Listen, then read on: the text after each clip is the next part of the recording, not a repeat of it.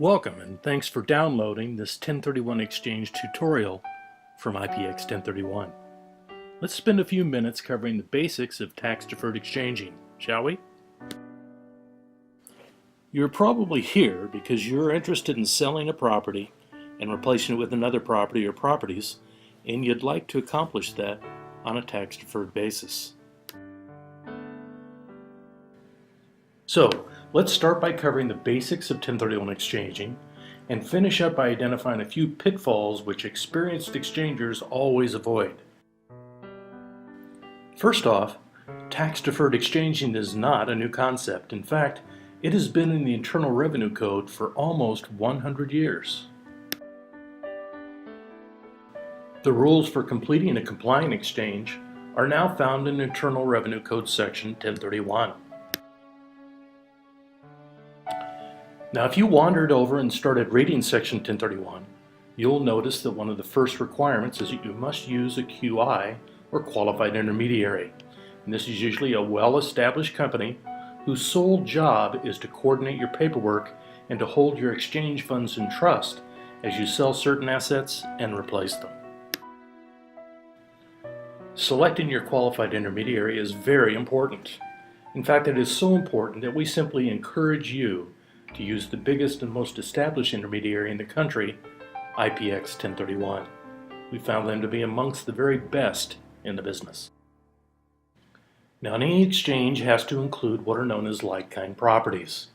And for the purposes of 1031, like-kind means property held either for investment or property held for income. So this is investment property we're talking about, not your personal residence. Next is this. You have a total of 180 days to complete your exchange.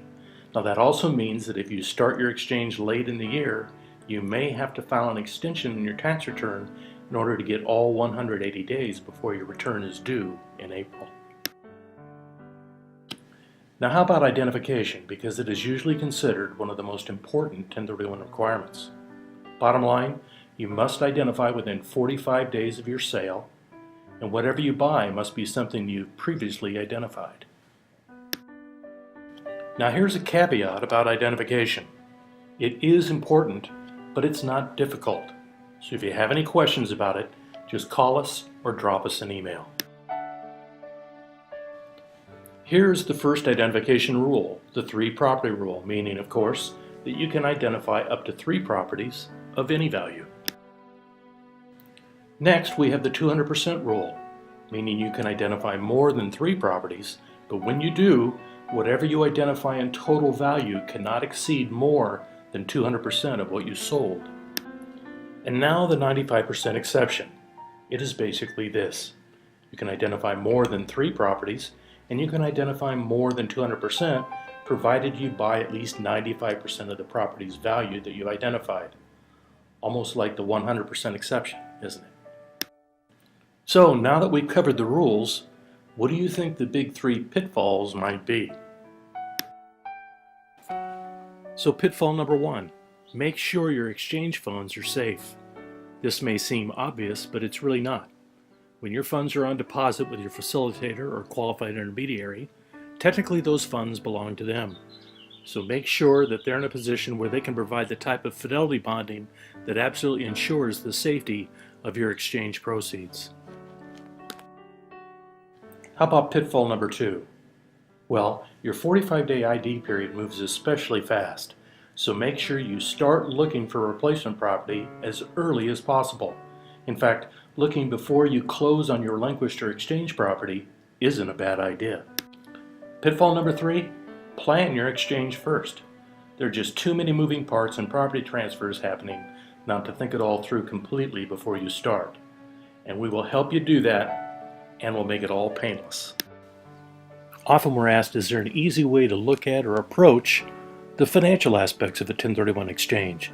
And the answer is yes, and it is this. If you want a totally tax-free transaction, you need to do these 3 things.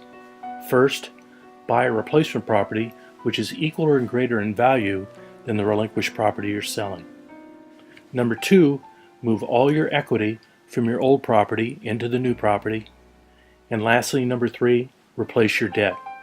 If you do those three things, you should have a tax-free transaction. And to the extent that you don't do those three things, to the extent that you trade down in value, hold back some of your cash, or don't replace all of your debt, you're likely going to owe some tax. That's the quick math of 1031.